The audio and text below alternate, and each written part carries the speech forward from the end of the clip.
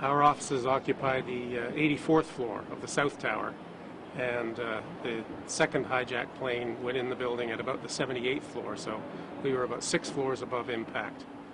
And I'm one of 4 people that survived from above impact.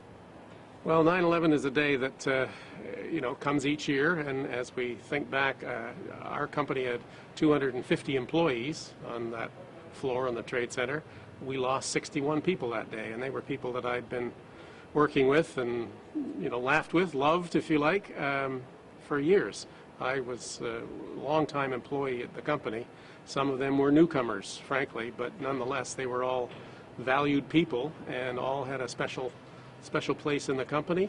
And when we lost them, it was very, very strange that you would go to work one day and tomorrow 61, all really a fifth to a quarter of our staff were gone the very next day. So it's the lingering emotion for me in all of this is sadness.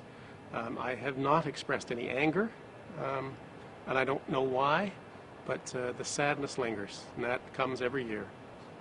My normal commute was 1 hour from northern New Jersey, 1 hour and 10 minutes. I arrived, as normal.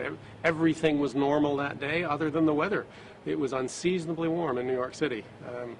I took the express elevator up to the 78th floor, which is normal procedure, found the local elevator, got off at 84, and went about my daily tasks. At 8:30, I was in my office typing away at the keyboard, and 15 minutes later, at 8:46, there was this loud explosion, and what happened was that the North Tower, our neighbor, got hit from the north side. We didn't know what it was, but we went to the north windows and looked up 9 floors and saw this ring of fire around the 93rd floor, and very quickly some people started jumping. It was a horrible sight to see. I actually didn't see anybody jump. I'd heard about it, so I stayed back from the windows, not really wanting to have that memory.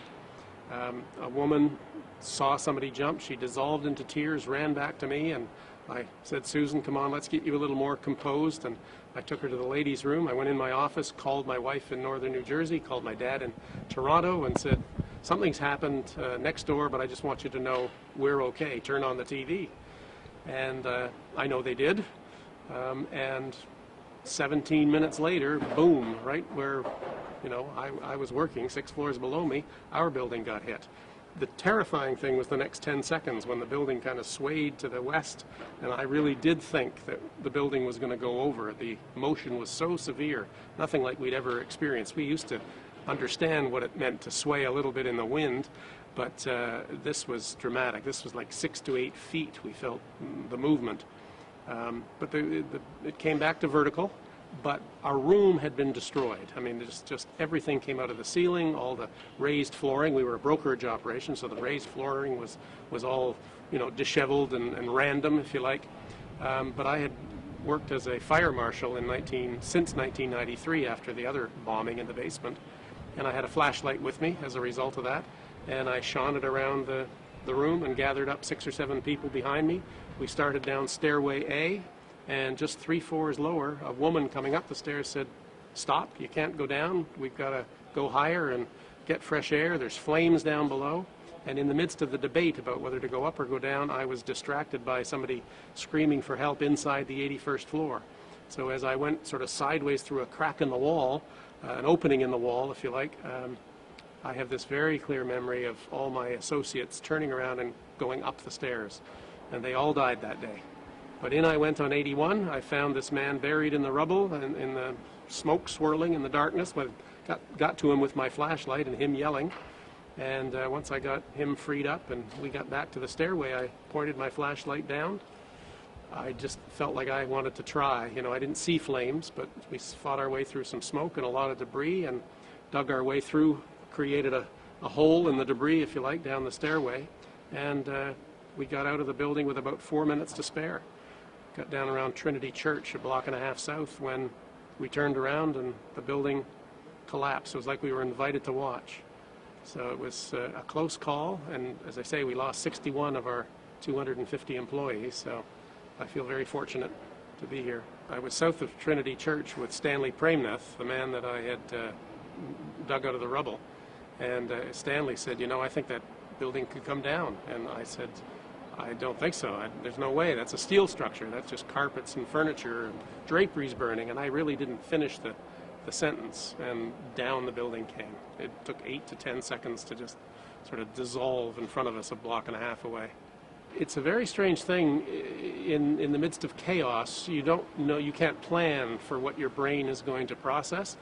You react to things. My reaction at the time the building came down was very objective. I was not thinking subjectively. I was not thinking of the horror of people being crushed. Somehow I was protected, and what I was processing was, this is unreal. How could that building collapse? It's steel. It doesn't make sense. So I wasn't frozen in terror. And then when the white wave of ash came at us, Trinity Church sort of blocked it and exploded upward over top of us, and we were protected for a moment or two in this big bubble of fresh air. We ran up to Broadway and ran down Broadway as the wave sort of cascaded down on us.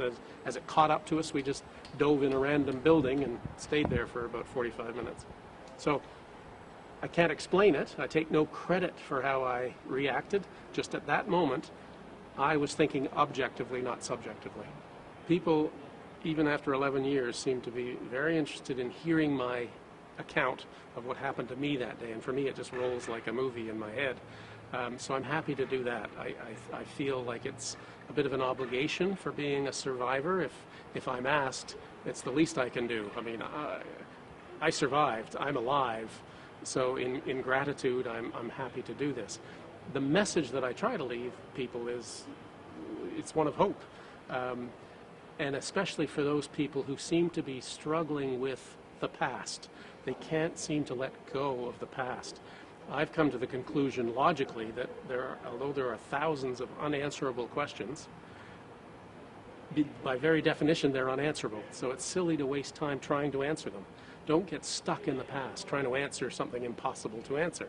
So I try to turn people around, focus them forward in the future. There's a lot of good living left. And if we can help each other and do good deeds going forward, the world will be a better place. It's pretty cliche stuff, but cliches are cliches because they're truths.